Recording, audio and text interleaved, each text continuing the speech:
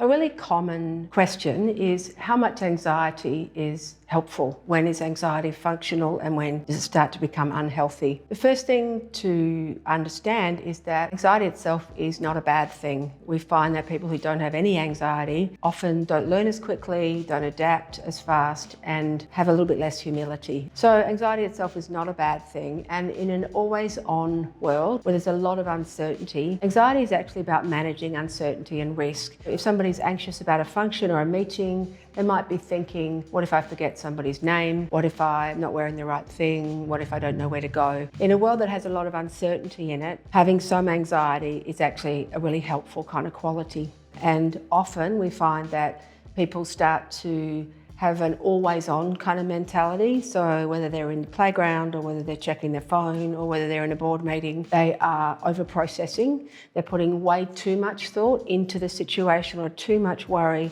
for what the situation actually requires. Too much anxiety is when you start to get unwanted side effects. So you can't switch it off when you need to. You can't go to sleep. It's hard to be present or focus.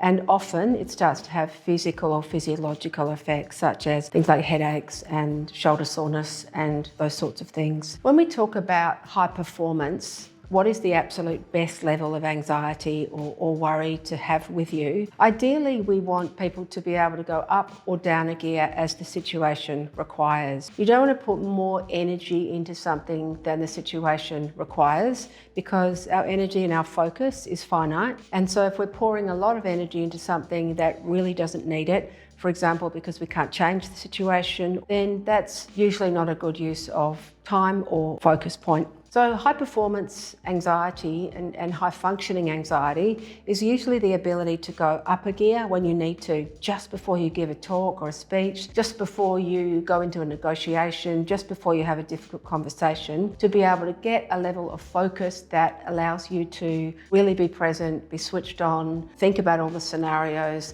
And then when we come out, ideally, we would go back down to fourth and third again. We wouldn't kind of keep up or keep that level of anxiety up. So effectively, anxiety is useful. It is a battery that has limited in it, and we need to figure out when that is a useful way to spend our energy and when we're spending our energy or our worries on things that are not necessarily helpful.